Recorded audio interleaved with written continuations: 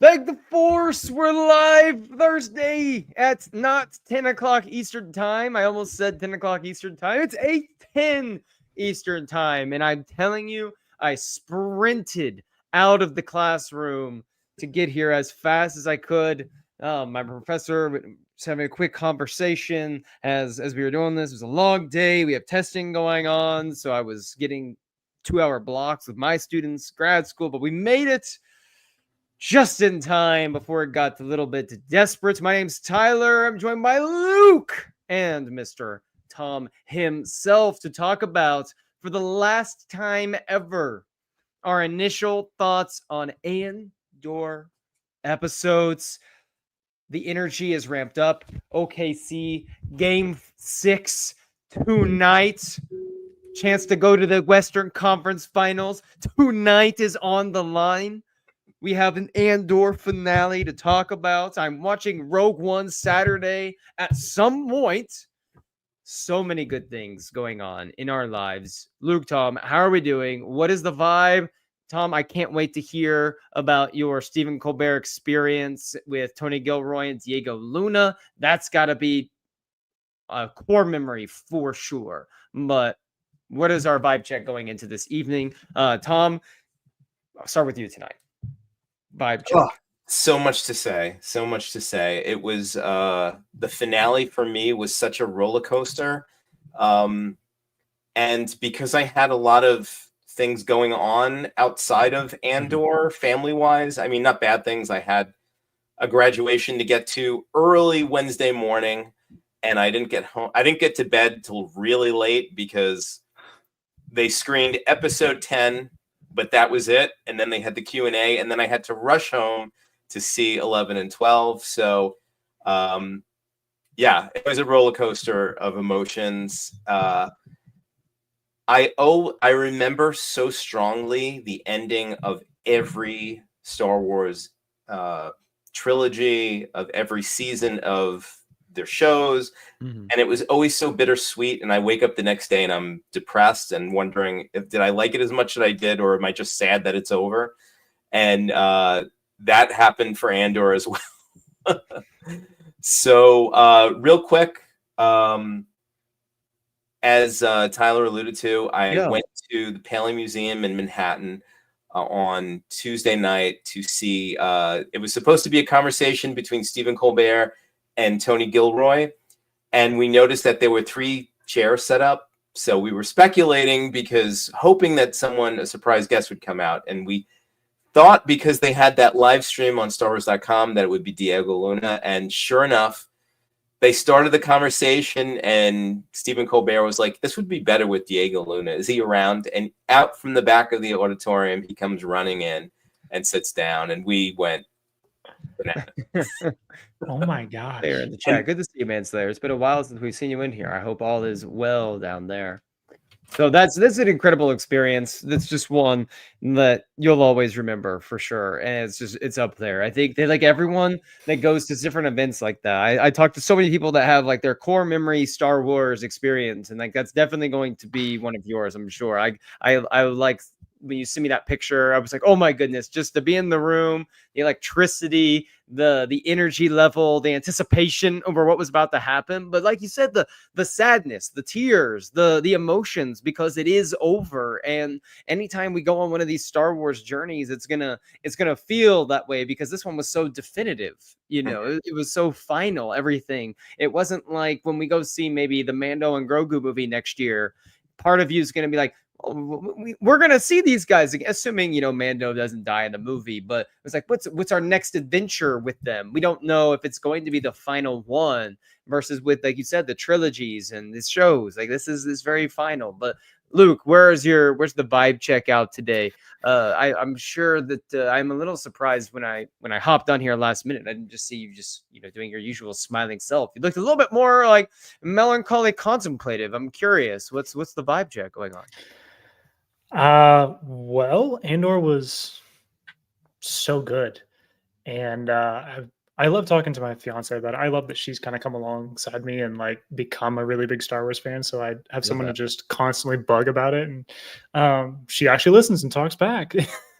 So we were just talking about how the end of this series, these final 3 episodes, I'm not going to go into too much detail. That's what we're going to do later, but like it's a lot about Luthen and Clea and resolving what's going on there. And it's not so much about Cassian because like Rogue One is. It's just so interesting and creative how this show was made, where like the pinnacle of this TV show is the movie.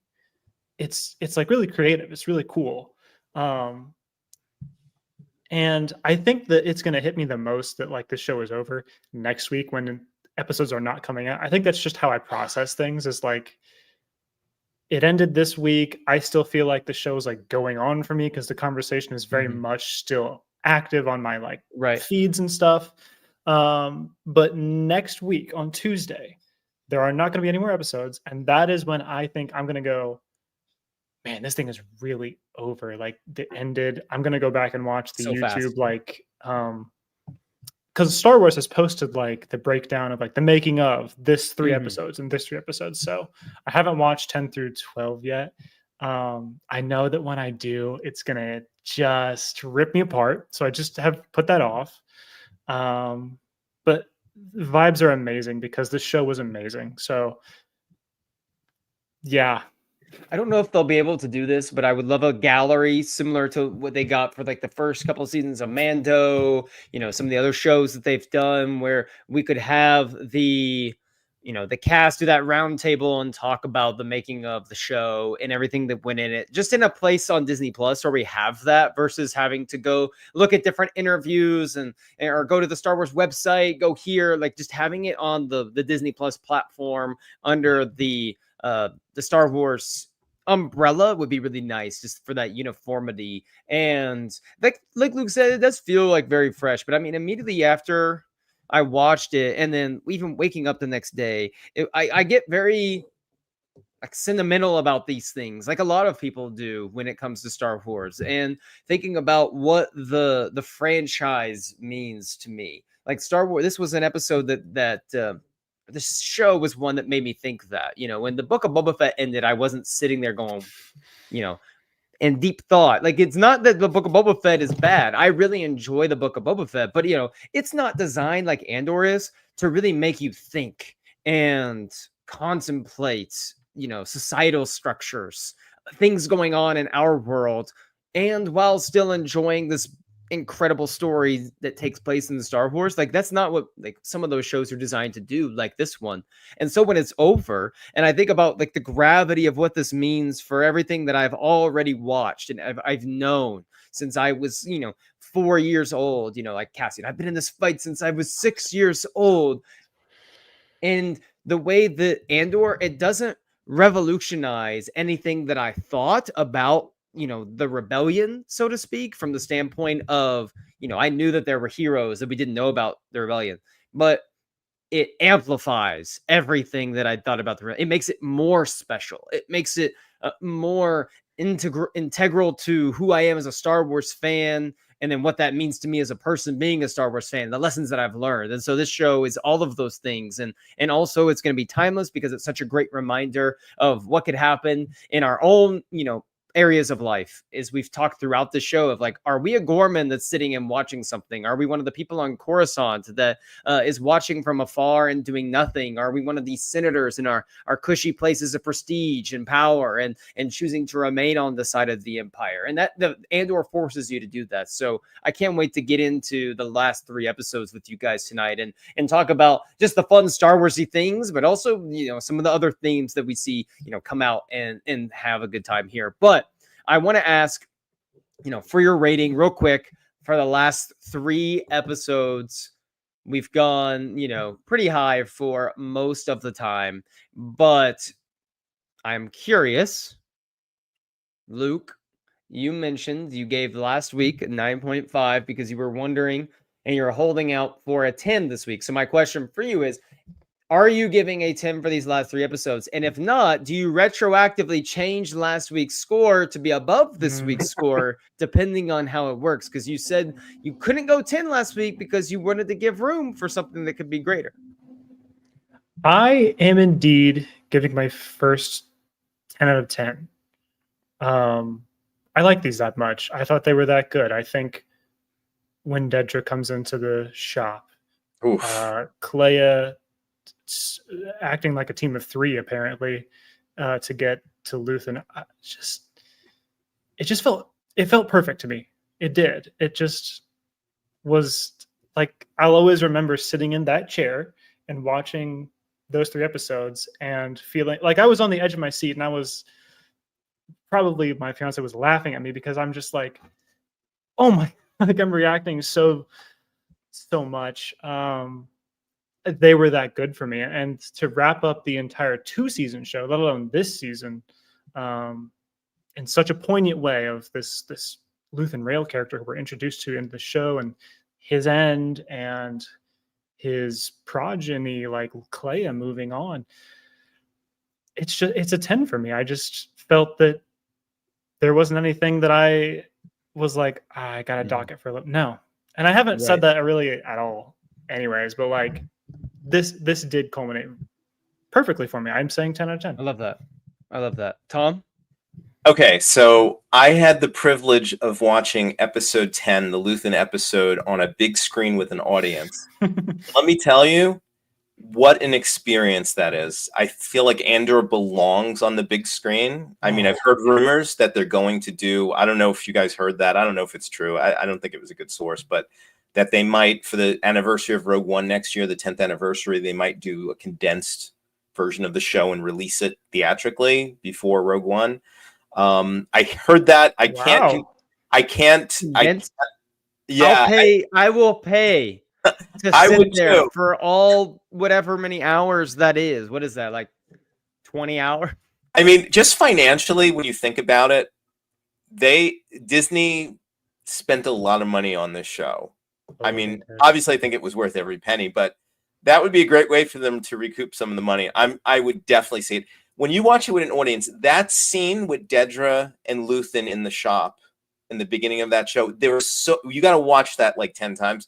There's so much subtext in everything they're saying that it is so dense, and we were just on the edge of our seats. And I mean, I want to give you guys a chance to talk, but that was some experience. But as far as rating, now it's tough because the first time I saw it, I think that in my mind, I felt like I liked 7, 8, 9. Like I gave 7, 8, 9 a 10 out of 10. I was going to give this a 9.5, but I've watched it again, and I think it's so hard because I want to be consistent with my numbers. Right. It's so funny. The last scene, we'll probably get to it, of the series. I watched it again today, and it broke me like more than it did the first time. Like just watching it and knowing symbolically what it means. We'll get to it, I guess. It's so hard.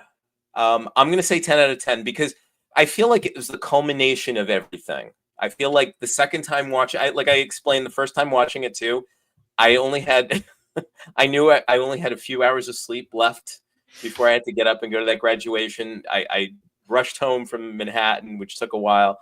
So I think, honestly, the first time I saw it, I was expecting a little more, maybe a little more action as far as, I mean, we got great scenes with K2SO. But the last half of the last episode, I think I was expecting more of some kind of, I don't know, some kind of battle or something that was a little more of a culmination. But then watching it again, all that was going on and what was happening with the formation of the rebellion and the infighting and everything. So I felt satisfied even more so the second time. Right. No, absolutely. But I totally get that. Yeah, those are my initial feelings. Obviously, all the things that we love Andor for, the craftsmanship was all there. I think I just in my head, I was waiting for some kind of big, kind of a little more like Rick's Road. But to their credit, they just did it so perfectly. That ending montage was executed pitch perfect.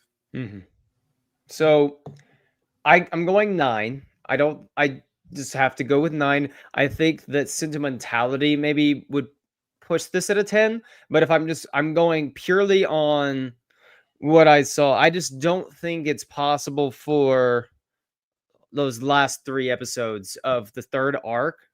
Like, I can't see this arc being better than that one. Yeah. I would go, and it just because there was just a couple things here or there that I would have been like, I would have liked to see this a little bit more. But I will say, obviously, a 9 out of 10. I loved it, right? However, I've been waiting for like the Diego Luna moment of the show. I feel like we've gotten little bits and pieces of a Diego Luna moment, like him going away crying on the Gorman massacre, you know, him rescuing Mon in some respect, but and all the things he does without even saying words, like when they're on Narkina in the 1st season, and how he's inspiring Kino Lloyd to be the leader to break them out of the prison. But the last episode, when he's addressing the council and he gives his speech on Luthen's behalf and Clea's behalf, and a little monologue that he had, it was just the way he said some of those lines. It was just so perfect, and it reminded me of Rogue One when he was like, I've been in this fight since I was 6 years old, or when he's talking to Jin at the end about, you know, we've all done horrible things on behalf of the rebellion, but I believe you. Like, there's just something about the charm and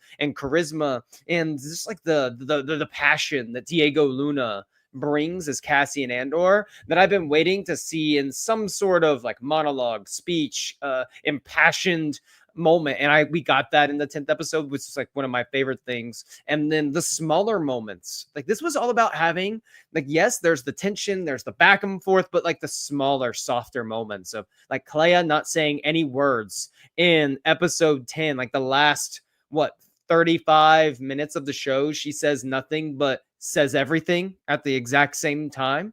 And I thought that was just incredible, the way that they were able to capitalize on what makes the show so brilliant and do it in a way where there is no big battle, there is no Rick's Road moment, like you mentioned, but it felt perfect, the way they wrapped it all up. So 9 out of 10.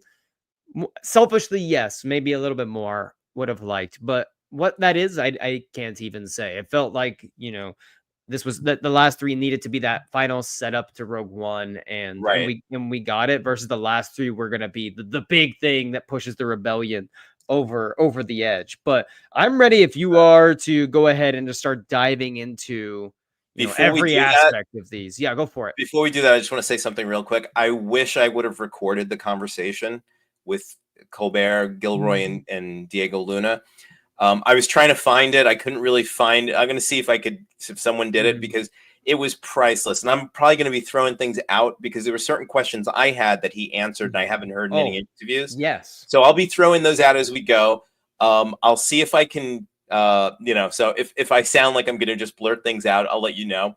No, go for it. But yeah, I mean, I told my wife, I says, I enjoy Tony Gilroy talking about Star Wars as much as I would enjoy George Lucas talking about Star Wars, but from a different way, because he had such a reverence to it, but he knew that just like Cassian in the story, he needed other people to help him. And he relied heavily on Pablo Hidalgo for the lore. And it's just great. So I want to maybe add a few things as we go that I got from there. Please do. I mean, High Republic fans stay winning with Lena So's hospital that we saw. That was fantastic. Luke and I were geeking out over that. So first episode, this really was, the story is about Cassian, and I don't want to take anything away from Cassian and Diego Luna because he's phenomenal in this last 3 episode arc. But in many ways, Clea, this is Clea's arc in a lot of respects, and by extension of that, the legacy of Luthen, is here for this arc. So let's start there, because that first episode is a very bold choice to do. I mean, you're releasing these 3 at a time. This is the first of your last 3, and your main quote unquote main character, Cassian Andor, not even in this episode. We don't really even I don't believe we spend any time on Yavin in that episode. It's pretty much just all with Luthen at the very beginning, and then straight Clea and Dedra. And I thought it was perfect, though, because of how much tension was riding there. Let's just jump right into, first we have Young is coming to Luthen to tell him about the Death Star. And when I tell you good grief. When Young's dead and Luthen just guns him down, just absolutely ruthless, and shows you why Luthen's not really wanted on Yavin, but it also shows you why he had to do what he had to do. And it's like Luke mentioned this last week when he said that line in season 1 about, I'm condemned to use the tools of my enemy to defeat them. And he's damned for what he does. Like, that from that monologue. And this is a perfect example of that, because from our perspective, Luthen's a hero, but at the same time, but at what cost? Like, at what point are you just becoming what you're trying to destroy? And he toes that line so well in Andor. And this is like a prime example moment of this. But I'm curious, what did you guys think of this? The back and forth between Luthen and Young as he's probing him for information, while Young's like, I don't want to give him everything because I'm scared about what happens if I do. And rightfully so. You mentioned the Luthen kind of towing that line of becoming the very thing he swore to destroy, and that just brings back a little, clip from Revenge of the Sith, which is recently back in theaters. So it's that same theme that kind of shows up in Star Wars too. Luthen is very different from Anakin, but they're towing that same line. So it's a really interesting way that Gilroy does that. Lonnie Young, I really liked him. I liked that he's there on the inside and he's trying to do just the absolute most good he can while being a bad guy, while having to like work for them and like to get his job done and to get paid, presumably, like to feed his family that he has. He has to work for the Empire. He has to do like bad things. So I thought he was really interesting. He had really cool moments with Hirt this season. The way that like they pushed Dedra out and he was friends with Hirt. Oh man, I really wanted him to get away. I wanted him to survive. I wanted him to be believed by Luthen. Really. I was worried that Luthen wouldn't believe him, that there's this like insane super weapon that can destroy planets, because honestly, like the way that Andor has made me feel is super grounded. It's like, this has been a part of the discussion that you'll see online about Andor's like, there's no lightsabers, there's no force. There's also no like hint that there's like the like supernatural or like that the Death Star couldn't even exist. It feels very real world. Right.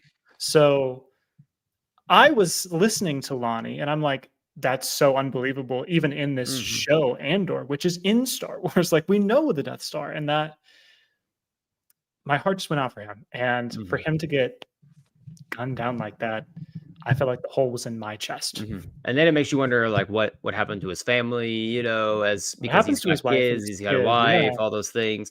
This real quick question here from Connor saying, do you think the show is a serious contender for best drama at the Emmys next year? Because this is better than a lot of other prestige shows that he's watched so far this year. I've long said that the goal, like a win for this show, if they win like best drama and no one watches the show, like none of us talk about it, no one watches it, but it wins best drama at the Emmys, they're popping champagne bottles. I think that the return on investment for the season's already looking to be better than what they were anticipating. And I would not be surprised if it won. I think that they have like Skarsgård is going to, I think, make a serious run for like a best supporting. Diego, I think, will get nominated for best lead. I think you have a real case for like Genevieve on a best supporting role. I really think, or I guess, could she be like a best lead actress? I guess for the show, I guess she probably would be, or even in Adria like Arjona, like she could get nominated as well. Like I really think that this show could win and do some serious damage at the Emmys next year. I think that it has that level of prestige, and we've seen the marketing campaign. Tony Gilroy has been everywhere. Every show is having these guys on, having Diego on. There's so much that this show does that's outside of just Star Wars. Like, it's Star Wars, but Tony said it in an interview I saw with like Seth Meyers, where he said, you don't have to watch Star Wars to watch my show. Like, you can come in, and this could be just any sci-fi drama that you're really into. So I think that it's going to really, really campaign hard and do well. I really believe that it'll get nominated and has a really strong chance of winning. It's just TV's, just like the others, it's a very fickle thing. It's really difficult to say this early on in the year as well, but fingers crossed. And if it does somehow win, I mean, Star Wars and Disney Plus having that on their platform, saying like this Emmy-winning show, the prestige that would elevate the platform would be incredible for Disney and Lucasfilm, of course. But do you guys have any quick thoughts on that? I do. I think about this a lot. Now, Mandalorian season 2, correct me if I'm wrong, was also nominated for Best Drama Series at the Emmys, as was Andor season 1. Correct. And I knew both of them weren't going to win, even though I love them dearly. I knew they weren't going to win because they usually don't choose shows like that. I predict Andor season 2 will be nominated for Best Drama Series, and now I think this is the best chance a Star Wars show has ever had at winning. I think it's a dark horse. There's a lot of great shows out there. Sometimes the Emmys, as well with other award shows, they have their favorites. A lot of times you see shows win multiple years in a row. So I know there are others that probably are serious contenders, but I think it has, like you said, I don't remember this kind of press for season 1. I don't remember seeing Tony Gilroy and people from the show everywhere. Maybe you'd see Diego Luna pop up in an interview. It was so well received critically. And it's the final. Like, this is its last chance to win something. Right. Like, this is it. There's no coming back from this. And it was such a high. I mean, wasn't it like the last 4 of the last 5 episodes or whatever are like some of the highest rated episodes of TV ever on IMDb, things like that exist. So I really hope that we could see some serious damage done by Star Wars at the Emmys next year. Yeah. I don't know when the Emmys are. Are they in the fall? I have to look it up, but I feel like if they're soon this year, then I think it has a better chance. If it comes out next year, I hope people don't forget about this show. I mean, I know we aren't going to forget about it, but I hope it's not kind of lost in the shuffle. So let's see, September 14th at 8:00. Okay. All right. So kind of we'll see what happens. Here's hoping. It's got to be up there. It's got to be up there. I mean, we'll see. But Tom, what did you think about it? Like the softer moments here, and that we just talked about with back to the episode before we were talking about the Emmy stuff, but back on right. One thing I want to point out too, I mentioned the scene with Dedra and Luthen. I thought that was played so well. I love Clea. To me, there was an article I think that we had that she is the secret MVP of the season, and she was just phenomenal. And the young girl they got to play her did an amazing job. She really had the mannerisms down. It was just perfect. And, I believe I was in my head, my fanboy wishes that was Naboo that they were on. It looked very similar to Naboo in one of the scenes. It was. Yeah. Okay. I wanted to make sure the buildings and the architecture looked very reminiscent of Naboo. I just wanted to make sure that was, but yeah, it wasn't. I thought it was so beautifully shot. One thing, and I know you mentioned Revenge of the Sith. I know in the reveal when I love the line in Revenge of the Sith when Obi-Wan's with Padme and he's saying that this is a lie. We all were told a lie, and you have that. This does the same thing, but I feel like in the hands of Tony Gilroy. No, this is not. I love Revenge of the Sith. It's one of my favorite Star Wars movies, but just the way the tension in that episode and how you feel it, and that they're coming after him, and in turn Luthen, it was just so palpable that it just if you turn the sound off and look at just the shot. And I love when young Clea is watching him through it had that almost like that claustrophobic feel in the ship, and that with it, and I was listening to she's hiding, she's scared, she's probably feeling very compressed and tight and nervous, and she's watching through these little holes of what's gonna happen, and you almost feel what's happening. It's like how she's viewing it is how Luthen's feeling inside too, because he's feeling the same thing that she's feeling, but because of his experience of being the perpetrator of these crimes. And also, one little thing, and again, a lot of this is speculation because I watched a lot of YouTubers actually dissect. He was, I think, Sergeant Lear, which Lear is rail backwards, which was an interesting little tidbit. And people were trying to like say, well, what does that mean about the way he turned? I think also he was fighting against. Supposedly that he was fighting for the Empire against Clea's people. Right. So they were, when that heartbreaking scene at the end, when she kind of says goodbye to him, it's almost, and I think Elizabeth Dulau, I think her name is, the actress Clea. She had an interview too where she was saying that she has so much love and hate for him at the same time. Mm-hmm. The way they grew up, all they've been through. And it's almost like there's so much baggage, I guess, in their relationship. But that was such a beautiful way that she knew she had to do what she did. Mm-hmm. And that kiss at the end, when she kisses him on the forehead, was just so beautiful.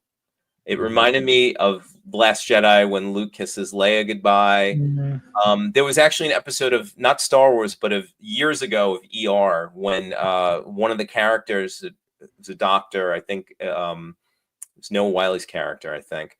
His father passes away, and they had a interesting, they had like kind of a bumpy relationship, but he passes away and he just kisses him at the end. And it just reminded me of that. It was just so powerful, so beautifully done.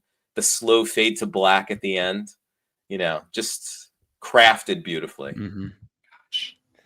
There's no really great way to applaud Elizabeth Dulau enough for her performance in this episode, because like I said before, she didn't say a lot in that first episode, like verbally, but absolutely told everything with her face, and how she, even like whenever she was doing certain things, the way she moved her body, it was just such an impactful performance. And then you had Luthen telling her to move. Like that was the last word he said to her, was move. And when we do the flashbacks, he's like, when I tell you to move, that's when it's go time. And that's the last word that he said to her in this episode before he dies. And I love the fact that we get, like Connor said, enough of their backstory to understand their motivations, but it still preserved a lot of the mystery because it jumped different times that they're together and they're learning different lessons. And like you said, like she hates him and loves him at the same time. He had to have been brutally hard on her. Just the way that you could almost say that there was, it's the way he says, like, are you upset? When he asked her if did I upset you, when she asked, am I your daughter now? And he said, when you need to be, or when it's convenient, like when it helps us, because there is that part of her probably that's wanting like that more out of that relationship, and he's never going to give it to her. But she also has to find that for herself and know that she does mean that much to him, but he can't really show it. He can't really, say it. But fast forward all those years later, and she becomes who she needs to be to keep him in check and to be that reality check that he can trust and rein him back in. Because if he lets her in too much and there's like too much of a cozy feeling there, maybe they're not able to make those hard decisions that they have to on behalf of the rebellion. You're overreacting. You're slipping. The way that they keep each other in check in season 1, just and the way it ends with, don't take the shot unless it's perfect. I think we've used up all the perfect. Like, I love those two's relationship with each other specifically. Mm-hmm. So some of them, when people say like this comment here, they were a little dragging. It's one of those where I think it just comes down to your taste. You know what I mean? Like in Star Wars, because some people, like if I were to show this to like Janelle, and my fiance Janelle was to watch this, she probably wouldn't love Andor. She would probably appreciate it because she'd be like, it's dragging a little bit for me. versus like I might watch it and I'm like, oh, I'm riveted by this like game of chicken that Luthen and Dedra are playing, or like those softer moments. But I totally get someone being like, yeah, it's just not my cup of tea. Like she loves Mando, for instance. We just finished season 1, and like that quick pace that those episodes go at, and they hit you with some of the humor. Like she loves that. So the beauty about Star Wars too, and we've talked about this, is you have Andor here, people who love certain parts of it. And I love the fact that Andor's in these arcs. So you could just, okay, maybe this arc isn't for me. I'll go to this arc and I'll watch this. And it's like a little mini movie. And then, yes, we talked about Elizabeth Dulau. This is like, let's talk about, it's her first acting credit. Your first acting, like real acting credit is playing Clea, and you're delivering that performance in those 3 episodes. I cannot give you your flowers enough. Luke, do you have a favorite Clea moment from this arc? Was there a particular line or just something that she did? Tom mentioned the kiss, on Luthen's forehead at the end, and that was maybe mine as well. But I'm curious if you have one. I know I have one. I think, there's just so many to pull from. So I'm just going to have to go with one, even though it might not be correct. But her in that final stretch of hallway to get to Luthen, where she's dressed in the garb, she's got like a clipboard or like a, iPad looking thing. And I didn't know, I don't think us as the audience knew. I didn't pick up that there was a gun behind that. She was kind of just you can see along. It a little bit, but it's quick.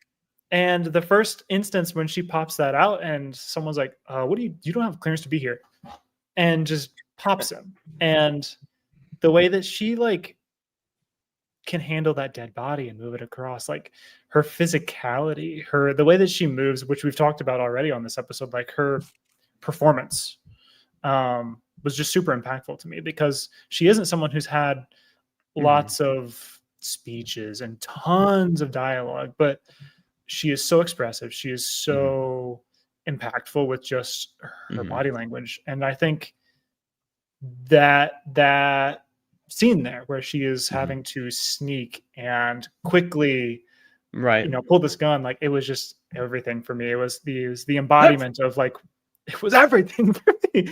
It was, we wore that out at MegaCon. And anytime someone says that word in any context now, any context, I always respond with, it's actually like never going to be not funny for me. So never. Yeah, that is 85 years old.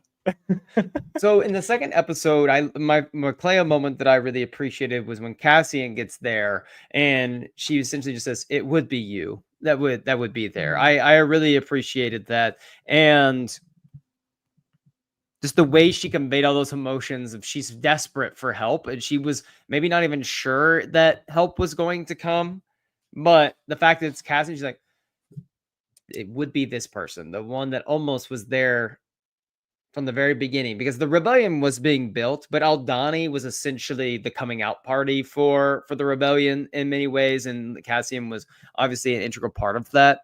So second episode, K2SO, I was dying laughing, and I loved how we got to see maybe why Cassian hasn't been promoted past captain at this point, when K2's like, I've been keeping track, this is the 17th time that we've disobeyed orders, and he's like, 18. And just the way that the emotions of the last arc and the humor that was put into this arc because of K2, a lot of ways, it balanced it all out for me so well, because on one hand you'd be like, oh wait, we're laughing so much here, isn't that a little bit jarring? But it just meshes like so perfectly together here, and watching K2 just go nuts on the ISB here, and then the other stormtrooper guys that he's got with him was fantastic, and that sequence was great. But I want to talk about the moment of this episode, right? And we all know what this is. It is Dedra and Krennic. It is Krennic interrogating Dedra, and what that was like, because oh my goodness, Ben Mendelsohn was just incredible. And my main thing when watching that was, no wonder literally everyone hates this guy. Every project he works on, everyone hates him. No one likes him. And clearly we know why. What a diva. His little, I mean, I can't ignore it. The finger, that was insane. I need to rewatch Rogue One because I don't remember him being as flamboyant as that. But I'm sure that we stand here in the midst of my achievements, not yours. Wow. The parallel that is Cyril sitting there and Dedra interviewing him in season 1 for doing the same thing. Like he's rooting around in files that he doesn't have the right to. And for now, that to just be exactly what Dedra is doing. And we have the next person up. It's Orson Krennic here that is just railing her, maybe Luthen railing her here. Sorry about that one. Like he's just so powerful, honestly, with his presence. And I don't know if I'll ever forget like the way that he like has just transformed season 2 with like his little like Calcite, and we will be like, you know, the first episode of him just talking to that whole council, and he shows up again here, and him with Dedra he's like ridiculous, but like he has more authority. He can do whatever he wants, and he knows that, and he's just being an ASS about it. And you know, there is no repercussion. You know, I work at a middle school, and I can't stop laughing. You going like, you know, Luthen railing her. So bad. I'm gonna put my finger on your head, so stop. No, sir. No, but that scene is incredible, and I don't mind. We can jump around, you know, at this point, but yeah, you know what I love about that? Yeah, if I could jump in real quick. The interesting thing, especially when I watched it again, I realized that she's the most competent person in the ISB, basically. Mm-hmm. She found Axis. She was on to everything, and she unfortunately overstepped her bounds, and she got careless. But if you know, even Hurt goes to her for advice on finding Clea, and she knew what to do. So she's the most competent ISB person there. And I think, you know, I don't know if that, because like in the beginning of season 2, even Krennic, he wants to recruit her for Gorman. He sees the potential in her. And then it's interesting how that played out. That's why I thought she was going to end up as part of the Death Star program. But it took a very interesting turn.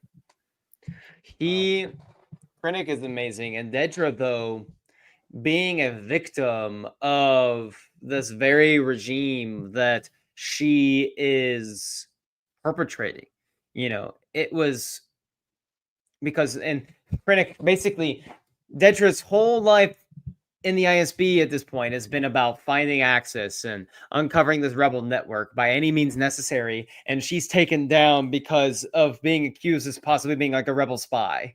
And we'll fast forward, you know, ending up in Narkina for Dedra was the perfect ending. I was always thinking Death Star, or maybe Luthen takes her out in a blaze of glory. Does Bix get her in the end? It's like as like a little bit of a, you know, revenge, so to speak, but or retribution.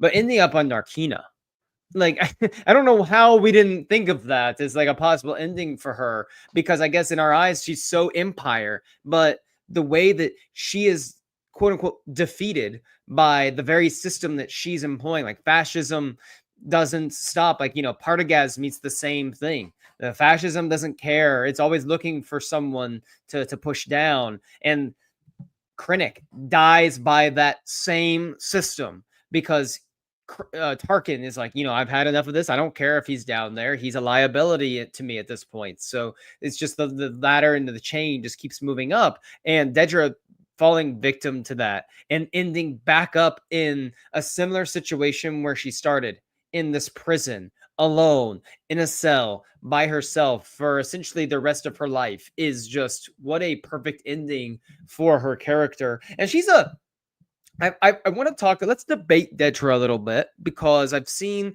people say, you know, that they empathize with Dedra, they feel a little bit sorry for her because of, you know, what is going on. They know she's evil, but, you know, she's a product maybe of the indoctrination and the system that she was raised in.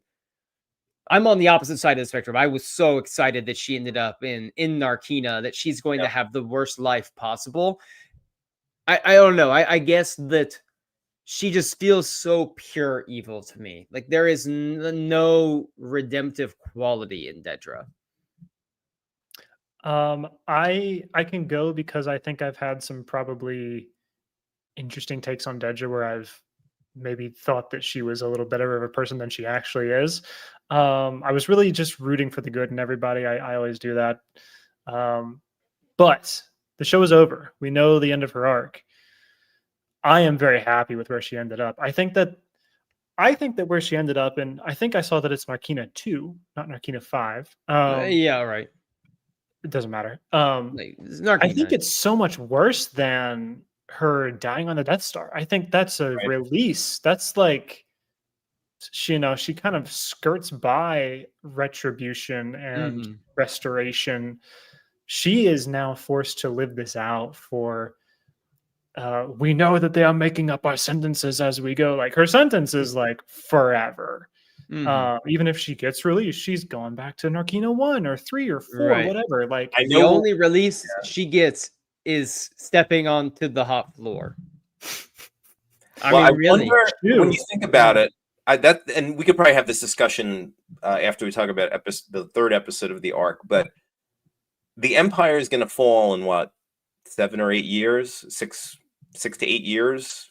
So I wonder what happens if she's still around. Like, do they shut down the prisons? Is she part of the amnesty program, like in The Mandalorian? It's interesting. Again, and this is going to be probably my main point.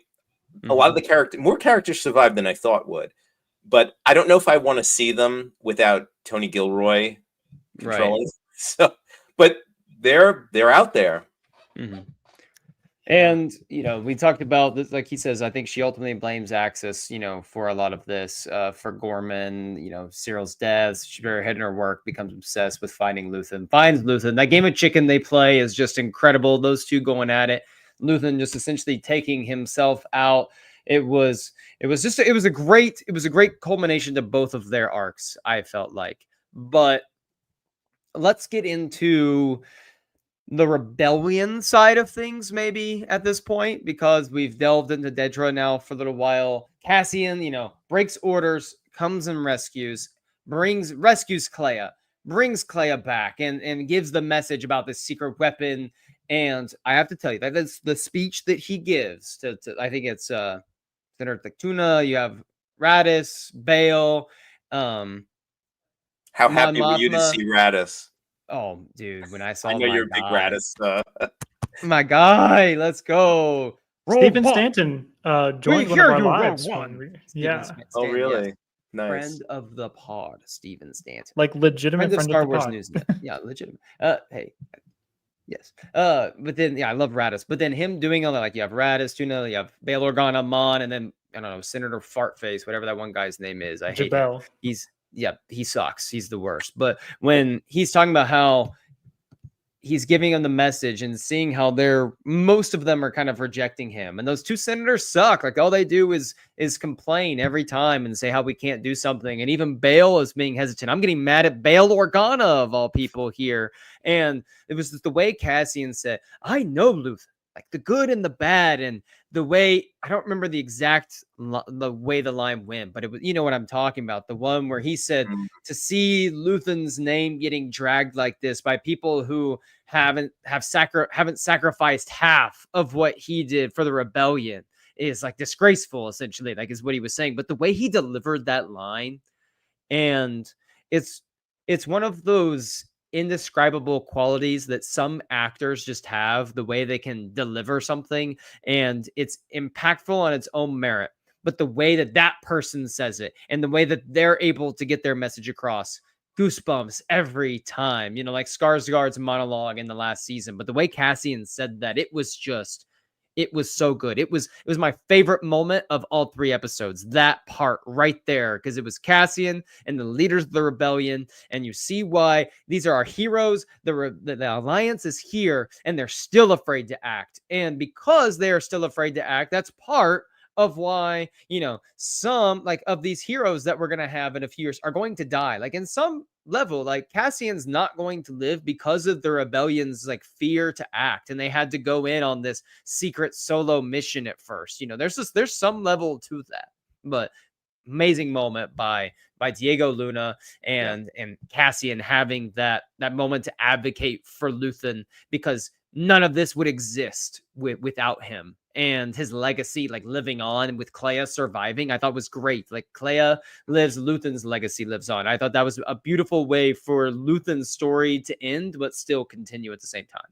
Right. It's like the Hamilton thing. It's like, who's gonna tell my story, basically, and she's there to do that. The rebellion wouldn't have Cassian Andor without Luthen. Like, they have Luthen to thank for Cassian even being there.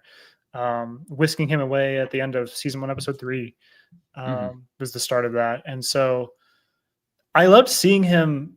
He's in this perfect position where he's seen the grimiest, worst, just hardest parts of being there. Him with Maya Pei's brigade at the beginning of the season, like he's been through the worst of it. And for him to be able to stand there and say, like, listen, I know Luthen better than you guys do, and you guys don't even have the right to dislike him. I do, and listen, I believe him, and I think we should do this before him. Like, I just couldn't have been more of a Cassian Andor fan in that moment. I loved seeing him tell it how it is. Perfect. Just, Oscar, good to see you, sir. But the way he says, but like you said, did you know him? And he goes, he died for this. Like, as if that alone should be enough. And for us, the audience, having watched this journey, we know.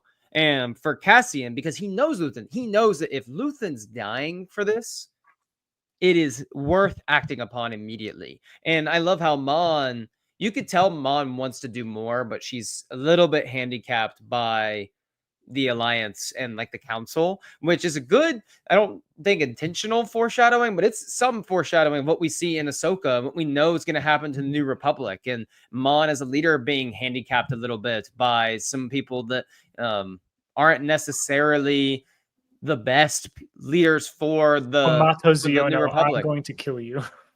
Right. And when Mon asks, oh my gosh, her cousin Belle to go and talk to Cassian, all he really says was, he died for this. Like, he died. He just tells her the same thing, and she knows, like, she understands. She's able to relate to that.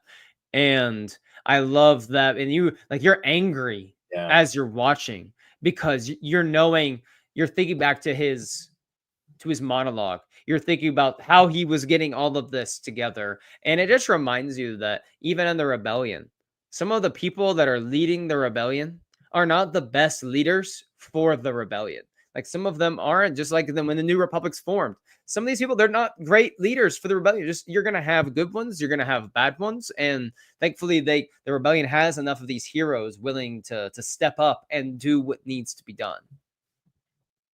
Like, how are you in the Rebel Alliance at this point and not willing to act on information about a super weapon from someone who helped found the Rebel Alliance? And it just shows you how many of his bridges that he burned. But still, at the same time, like, good grief, because these same people in Rogue One are doing the same thing 2 days later.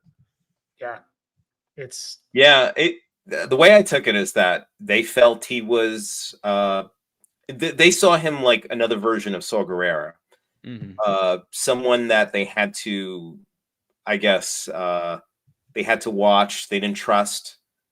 So even though on a leash, and it's so funny when you think about, when I remember, even being young and whenever watching the original trilogy, it's like, oh, they're all friends, and which was a great line from Vel. But like, they're all like getting along so well. Like, they're a well-oiled machine. They, they're all working together, and the show really shows the complexity of what it's like, what a revolution is like, the gray areas, and the complexity, and the infighting, and that takes me to Empire Strikes Back for some reason, because I'm thinking about Transport 1 is away and everyone's cheering together like they're getting away. Kind of cheesy, but like, compare that to like where they are right now, and they like cannot get along to save their lives. They Mhm. can't. And for them to Right. just in a couple of years get it together, that's what it's all about. It was I go back to like the Poe Dameron line of, we are the spark that lights the fire that will bring the First Order down. And you think about Rogue One and all of these little things that happened in Andor to build up to Rogue One being the spark that lights the fire that ultimately brings the Empire down. Because Rogue One, they act, and Cassian gets this group of people to believe in him, but also believe in Jin, and come together to go do this one thing that ends up being the spark that helps Luke Skywalker destroy the Death Star, which is like the nail in the coffin at that point for the Empire. Like, it was a matter of time. You know what I mean? So like, this was such a beautiful way to build up to that and see, like you said, like the good, and the bad. Thankfully, Bale came around. I was about to be really upset with my guy, Bale. But then the fact that he is so hesitant to act, and we know that he's going to die in a matter of a few days, probably like a week. Very quickly, he's going to die from this very weapon that he's hesitant to go all out to find out what it is. And the way he said, if the Empire both dies, Cassian and Bale Mhm. are going to die very shortly from this weapon. Mhm. Yeah. The way the episode ends with the Cassian doing the long walk and the montage of all of the different people where they're ending up there, it's so interesting because you get filled with so much hope at the end of the show. You're so amped up, and I'm like, I love Cassian Andor. Like, let's go. Cassian's finally becoming the one he has to be, and he's gonna die in about 24 hours, and that just goes. You're just and he's gone in just a matter of hours. But there's Rogue One. I think that I'm gonna watch Rogue One this weekend, and I want to do like at some point let's like do a whole Rogue One rewatch. Analyze Rogue One, but also do it from the perspective of having watched Andor and have that discussion, because I haven't watched Rogue One since the Andor premiere, because they did that theater re-release for it, and I went to go see it before Andor came out. So it's been We're in the same boat 2-3 then. years. Mm-hmm. Yeah, So Same exact boat. I've been waiting until this show was over. So I'm excited to revisit. Let's go ahead and walk through the montage maybe of the different characters here, and then I have one fun game that we're gonna play to close out our talk on Andor. So let's see.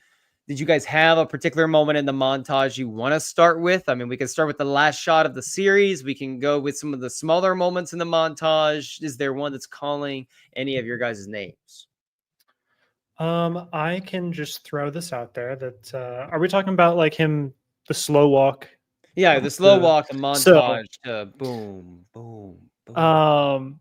this all kind of happened in a waterfall in my head, is him seeing the Force healer. He didn't Yes. love that experience with her, but the thing we took away from that is this powerful thing she tells Biggs. He's a messenger, he's a collector. And the way that he's collected everything through these 2 seasons, he has been the messenger to bring it to the council to tell them there is a super weapon. He is the person who does that.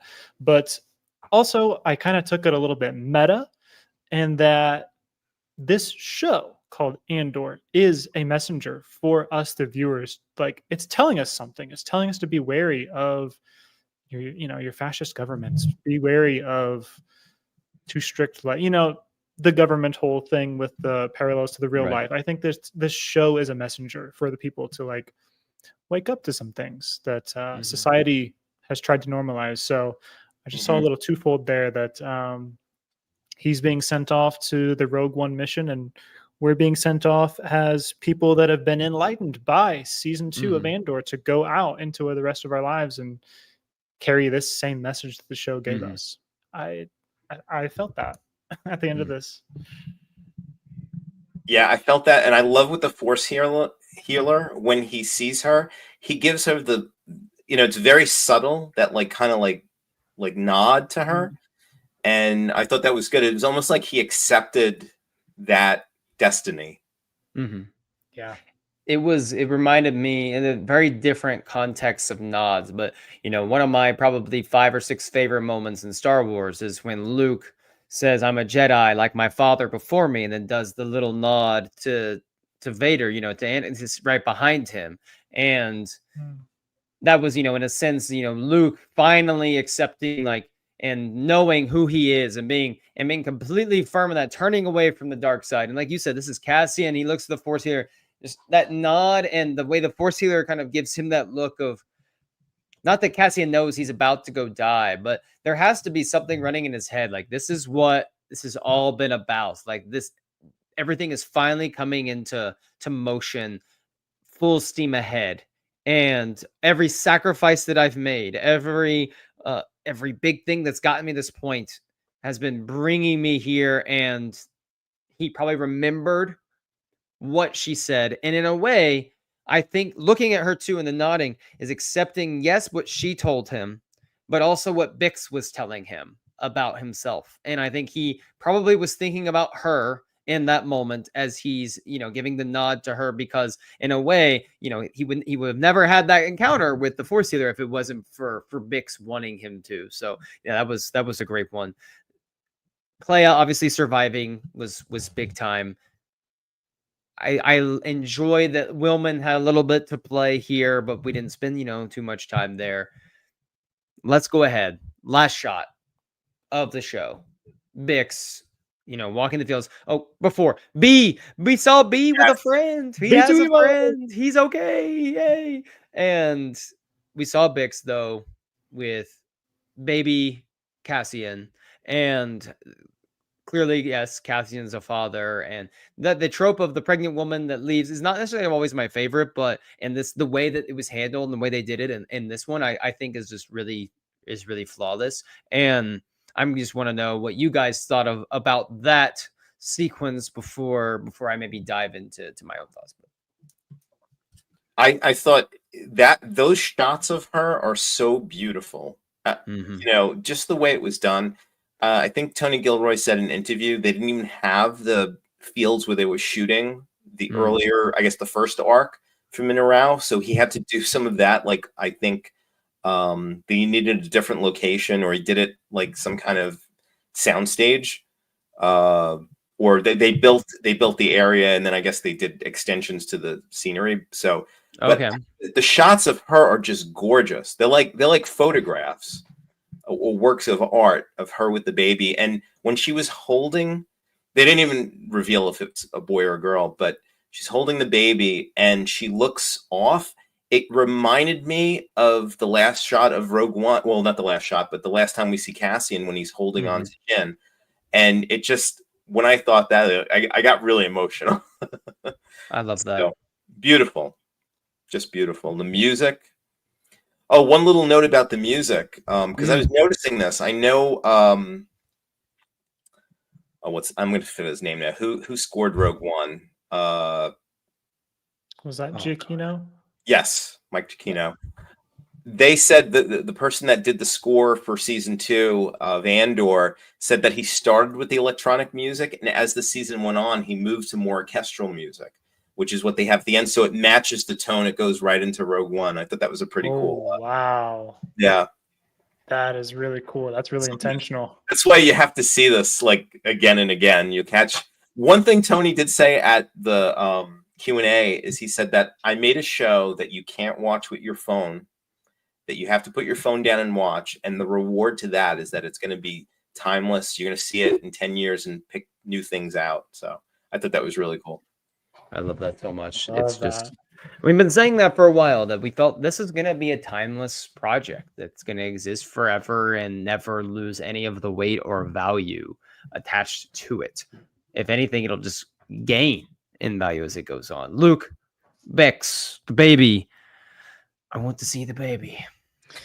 I would like to see the baby.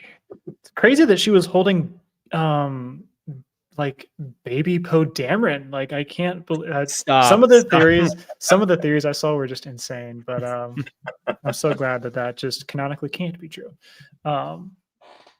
Wow. Tom, I think you kind of just hit it out the park. Like, she looked beautiful. the way that the scenes were shot looked beautiful. It's a knife right to my heart that like he's a father and like I know that he dies and like now I'm gonna go watch Rogue One this weekend maybe. Mhm. Now with that in my head and his his death in that movie is already without any of Andor. In the movie, they just did such a good job building these characters that you feel something when they die. And now I've got like 13 different levels of context to his death. I'm just the way I am. I'm super curious if Bix and this baby are going to join back up with the rebellion, if they're just kind of done, they're just Mhm. living out their life for the rest of their life, Mhm. avoiding any kind of conflict at all. I'm super curious what the life of this child is going to be like and who Bix is going to tell them Mhm. that their dad was like. I'm sure And she's got nothing but what amazing things to and say we're about like, him, what but life like, is she going to lead, yeah, and what is she going to do? And you think about Belle's and Cassian's probably last conversation was, "Don't wait too long to reach Oh, out to Bix. yes, and yeah, Don't she wait with too was, the, long." and she's saying that like with Cinta on her mind. Mhm.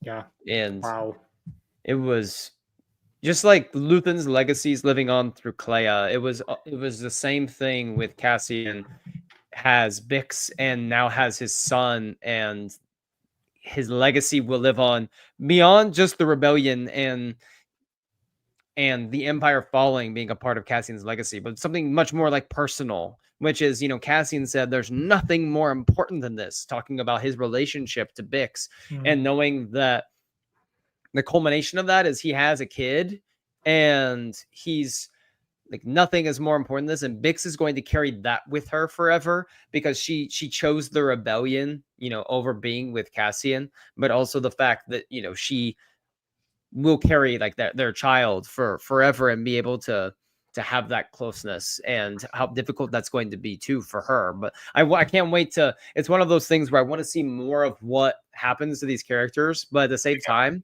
it's like, if anything were to ever happen with some of these characters that survives, like, we have like Vel, Bix, Cassian's son, more Mon Mothma stories, because we don't know how she canonically dies either. So there's so many tales that I want to see, but it's like, I don't really even need to, because I yeah. don't necessarily want all of that out there. But I have a fun game that we're going to play before we finish up, and then we'll just give our final thoughts on Andor, and it's okay to have a longer episode tonight. So I'm going to give you a character from Andor.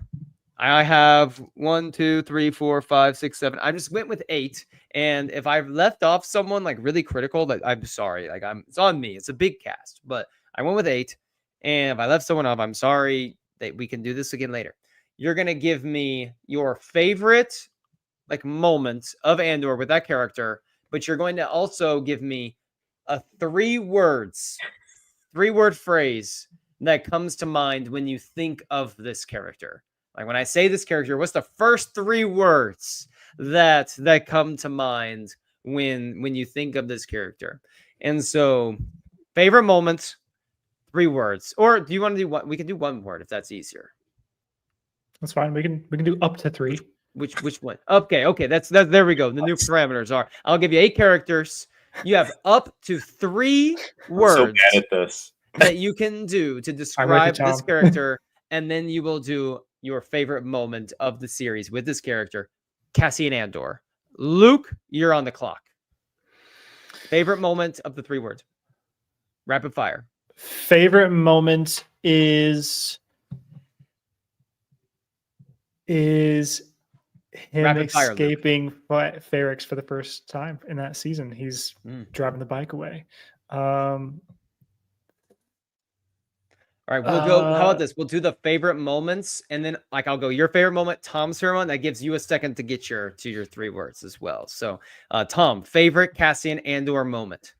I'm just gonna free associate because there's so many of them, but one that really sticks in my head is when he's leaving Gorman, and the way it was done, and like the emotion on his face. Mhm. If you watch that again, it just breaks you. Like the Right. tears rolling down his eyes. I felt like Diego Luna just crushed Absolutely. that part. Mhm. And Luke, up to 3 words. First 3 words, up to 3 words that come to mind when you think of Cassian Andor are. I am breaking the rules. I am saying, tell me what to do. He's holding the gun to the guy from Morlana's one's head. So it's definitely not 3 words, but that's the phrase. It's short. It's short. Fair enough. Fair enough. Tom. Let's say the messenger, the freaking messenger. The freaking messenger. You know, it doesn't have to be 3. We're saying up to 3. So the messenger. Yeah. Oh, okay, a messenger. I think messenger is a great. I just love that label for him. Mm-hmm. No, that works. That's perfect. Okay. Bix Colleen. Tom, favorite Bix Colleen moment in all of Andor. It probably was that last scene. But there's so many. I love when she just said, "Yeah, I love." All right, I'll have my favorite scene with her is when she gets her revenge on Dr. Gorst. Dr. Gorst revenge. Yes, that's mine. Like, gotta love it. I love her last monologue. But Luke, favorite Bix Colleen moment is dashing in the head of that guy trying to take advantage of her with the wrench. She'd been taken advantage of by too many people, and for her to finally take a blowback. Awesome to see. Awesome to see, really. I hated that guy. Sure.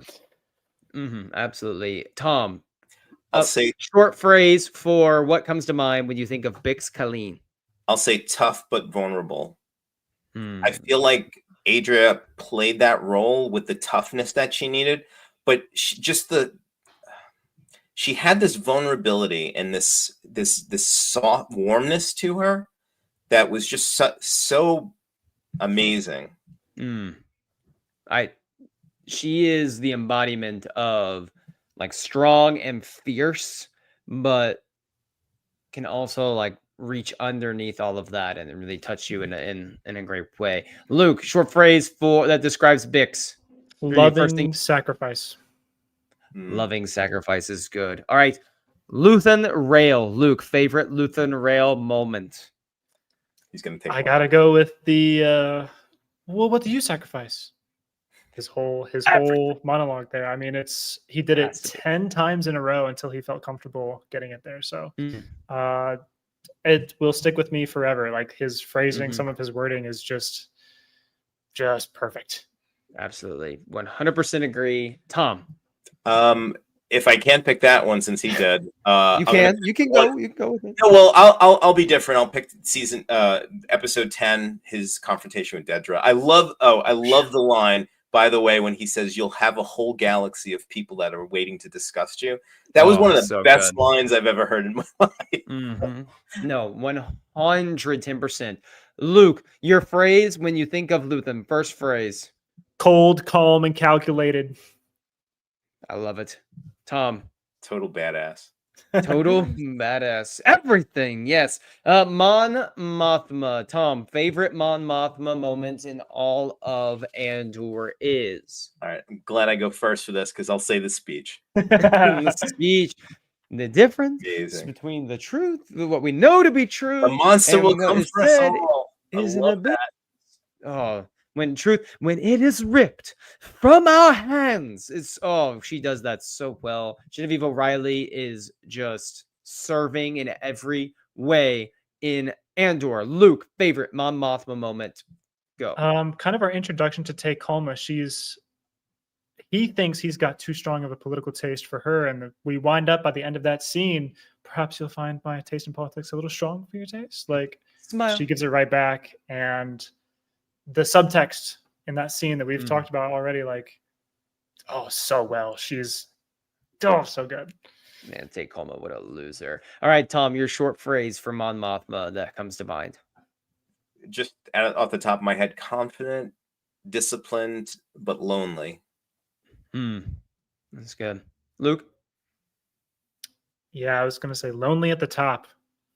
For much of her life, she's not able to share anything with anyone except maybe Luthen. She doesn't love that doing that either. So She is the leader that we needed in the rebellion. That is for sure. Dedra. Luke, favorite Dedra moment. I will say when Edie Karn comes over to finally visit Cyril and her, and she stands up for Cyril to Edie, who isn't so nice It's to a her funny son. moment. So I liked watching that. I liked seeing That her was do funny. that for Cyril. Not a good person, but That was funny though. That was a great scene. Tom, best Dedra moment for you. It was a very uncomfortable one, but her last confrontation with Cyril, I just thought it was heartbreaking. It was uncomfortable. It was scary. It was it was completely like devastating. But I felt like she just did that so well. She acted it so well. Mine, I'll just interject one real quick. Season 1, when she looks at Bix and she's just, "You're in my net, Bix." And that was the moment for me when I realized that there was no redemption for this character. Like, you kind of, the way they set up Andor, is you're cheering for her in a way to climb the ISB ladder. And then you realize how evil she is in that moment where she is relishing this torture that she is enacting on the people of Ferrix. Luke, your phrase for Dedra that you think of. annoyingly intelligent. She's it sucks how far ahead she is of the schemes of the rebellion. Tom. Yeah, I was gonna say intelligent, ambitious, and yeah, I guess intelligent and ambitious. Ruthless for sure.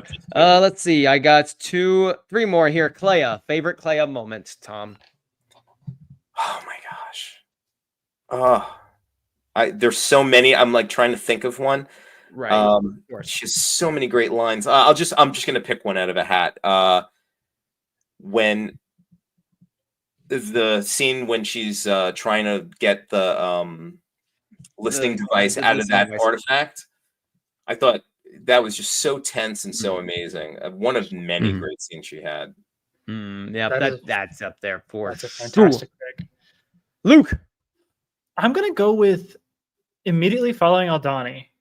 Vel comes to Coruscant to like talk with him, talk with Luthen, but Clea shows up instead, and she just gives her this like really terse, really stern talking to of like, "What do you think you're doing? Receiving messages is just as dangerous as sending them. Like stay in your lane." The way that she delivered that in season 1 is crazy. I think that's when I knew like this person's like, why does she have more scenes?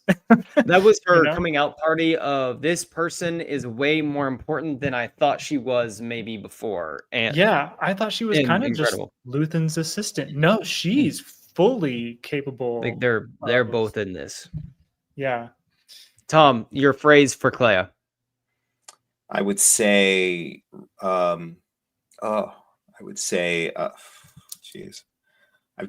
steel-hearted, focused, and competent. Luke, steel-hearted is good. I'm gonna say an underrated rebel leader. The unsung heroes. That is for sure. And there was the moment of in that we didn't mention this before of they took Cassian rescuing Mon Mothma off the books, and it was in that speech that he gave when he was on behalf of Clea delivering the message from Luthen from Clea to the councils, and they asked the last time that Cassian saw Luthen, and he was like over a year ago, and they're like over a year ago last season, and he goes, when I was rescuing her, when I was rescuing you from the Senate. And Bale has to kind of give a little, well, yeah, we messed up there, and it would have. That was great. That was a great. And moment. It was like they all kind of like, all right, well, yeah, you got a point here. Point scored. Let's see. Let's go with. All right, we have 2 more. We'll go with Vel. Luke, favorite Vel moment. Let's go with Aldani. She's the trek like back to camp of her being like, listen, you're like in my territory now. I've been on assignment for what, 5 months. You just got here and you think you know the best way. Like the way she handled herself during that whole arc, but like that setup episode was 100%. it for me. 100%. Tom? I'm gonna say her speech about Cinta to the Gormans. Oh, When I could just, you know, it's so emotional. She's a miracle. Like you'll never, you know, just excellent scene. Phrase, Luke, go. I'm gonna go with gritty. She's gritty. I love that. She's not afraid to get dirty. Grind. Tom? Oh, I was gonna say, I think, yeah, gritty's a good word. I was gonna say gritty, but you could see the warmth in her when she kind of, after she got over, I guess, everything that happened with Cinta, she kind of, I would say, see, warm is a hard word for her because she's really tough too. I would say persistent. Persistent. She's a fighter. She is the definition of a fighter. Up. What about Cyril, Tom? Favorite Cyril Karn moment? I loved his character. It was he was a terrible person, but what a great character. I love, and it just sums him up when Partagas gives him that compliment and he says, to say this is the greatest day of my life. that scene when he says that's one of my favorite moments of him in the whole show. Okay. I think his final interaction, kind of a little extended, but like watching him finally break. He's worshipped the Empire for his whole life, and to see him realize that they are not good, they're not fighting for good, they're completely genociding these Gorman people. To watch him realize that, I think, was my favorite moment for him. Absolutely, for sure. Honorable mention when he's laying on the bed when his mom comes over and he's just collapsed. Like the meme will never die. Guys, it has been fun to talk about Andor for the last month with you guys. We've obviously done other talks about Andor. I mentioned it. You know, it's been a crazy last few years, going from having the show that when it was first announced, being someone that said, interesting, like I'm not really sure. I liked Rogue One, but I don't know if I need more, to the more information that was coming out about it. And the more we heard about it, going, this is actually feel like this is going to be really awesome. And then after watching the first 3 episodes, just being completely enamored. And then this whole journey that we've been on, and Star Wars just means more. I'm sorry. It just does. Like it can do things that no other form of medium like does, like whether it's, you know, some like video game stories, other franchises, like the way that Star Wars brings everything together. It just means more. It's the best. I love it so much. It's played such a big role in my life. And like there is some level of sadness that goes into wrapping up watching and talking about a show as good as Andor that feels on a grander scale. You know, this is like almost like an elevated form of what we're watching. I'm not saying that every Star Wars project, of course, needs to be Andor. I think Andor just needed to be Andor and let other Star Wars projects, like I don't think we need every other project to be this tone, to be this sequence like this, but to have Andor is special. And I'm gonna miss it so much. Like the fact, you know, we may never get this level of Star Wars TV ever again. Like this, it may not happen.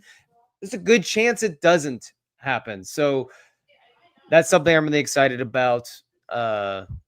That we got that opportunity, we got that chance. I'm excited for some shows that we have coming up where we're going to be able to reflect on this even more. We'll talk about Rogue One, and we'll be able to dive into some of the deeper parts of Andor as we move on. We have other, you know, Star Wars things on the horizon, all of that, but it's good, you know, stay in the moment here for a little bit and just have some fun with Andor while we can. But any final thoughts on Andor before we get out of here? Tom, you want to go first? Yeah, I'll just actually, there was something I wanted to mention that I haven't heard in any interviews that was at the Q&A that was interesting like that, because I feel the sadness that I know we're going to see great stuff, but Andor was really special. The dedication and what they put into it and what we have now to enjoy forever is really great. But it's sad in a way that, Dave Filoni, I love, like most of the stuff he does, but he's like on staff, right? He's part of the team. Gilroy was actually recruited like Cassian. So it's it's very bittersweet at the ending here. But like I said, we have this going forward to always look back on, to enjoy. So I'm thankful for that. But one quick thing, and this is probably something, I don't know if you guys have heard this, but there were two characters that didn't come back that people asked Tony Gilroy about. One was Kino Loy, right, and one was Cassian's sister. So I saw this. I want to hear what you heard, Tony. I heard a little bit about this. I'm excited. Yeah. So, well, with Kino Loy, you may have heard this. He said that there was no way of topping his last moments in the first season. He says he felt it was just so perfect that he didn't want to risk bringing him back and just, I guess, putting kind of a damper on that. Right. So that was one. But one that because I really thought we were going to see Cassian's sister. I felt like it was such a big part of the early episodes of season 1. But the way he described it, and we did see that dream sequence briefly in the last episode, but which I thought was good. And I'm just mentioning this because I think it really says something about the way Tony Gilroy approached it. In other forms of media, maybe other creators would have said that would have been an easy thing to bring back for the finale. But what Tony Gilroy said is that Cassian's absence of his sister made him who he was.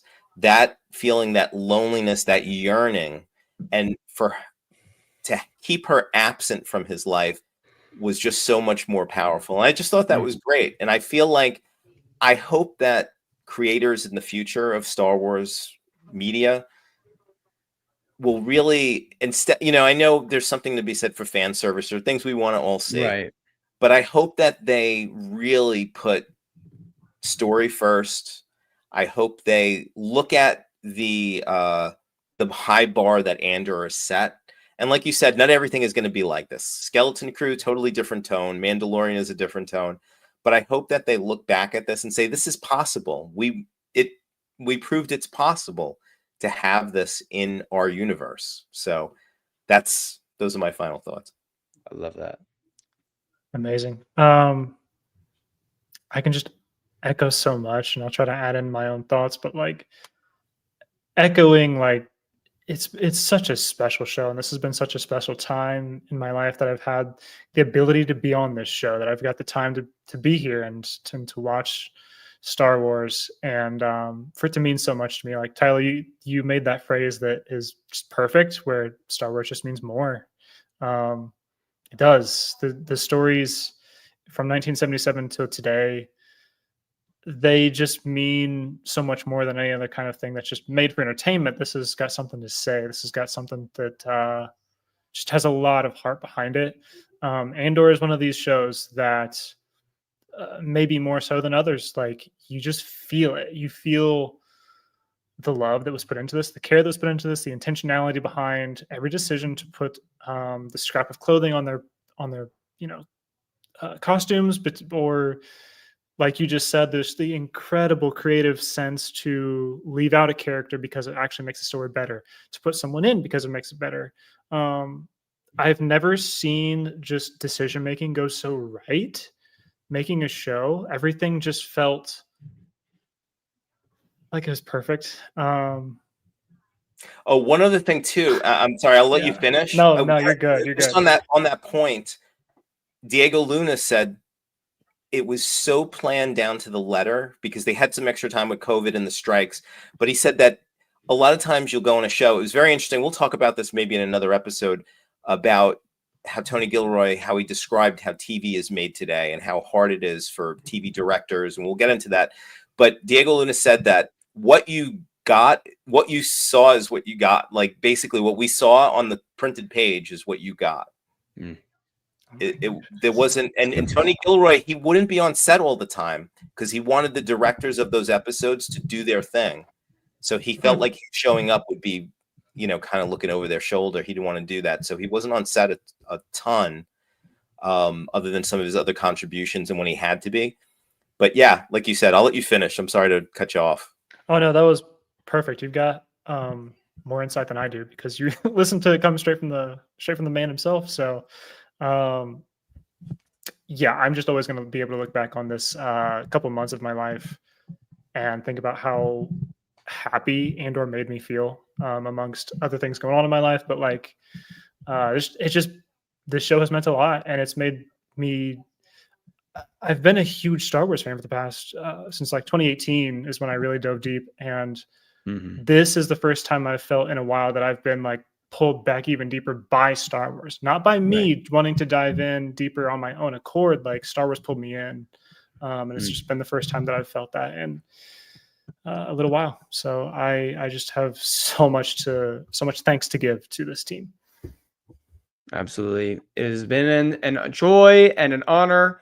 Until next week, Star Wars News Live will return next Thursday at the usual time, 10 o'clock Eastern time. It will be next Thursday, the day before I go see Mission Impossible. So it's going to be incredible. Let's freaking go. It is a mission that I am choosing to accept. So I am eager for that. And it'll be the day before the last Friday of the school year. So a lot of great things happening next week on Star Wars News Live. Granted, none of them that I just said have anything to do with Star Wars, but that's fine. I almost said Luke, but Tom and I will be interviewing James Caan on Monday. And so that pod will be out for you very soon. We're talking about his memoir. And so I'm really looking forward to talking with Revenge of the Sith novelist himself and all the other things that he has to go into. So Tom, we'll have to get together this weekend and get our game plan together for that. So I'm looking forward to that. If you have some time on like, Saturday or Sunday, we can do that. But excited about that. Luke and I will have the timeline show probably next weekend, talking about sometime the next week or two, talking about Fallen Star. We've been having to take a little break because there's been so much Andor stuff. It's a little hard to keep up with everything. We've been doing so much Andor, and so it takes up a little bit more time. So a lot of good things to look forward to for the next several months. But remember, everyone, for light and life, one last time here for Andor, we are all the Republic, and we can say that we have given everything to this show.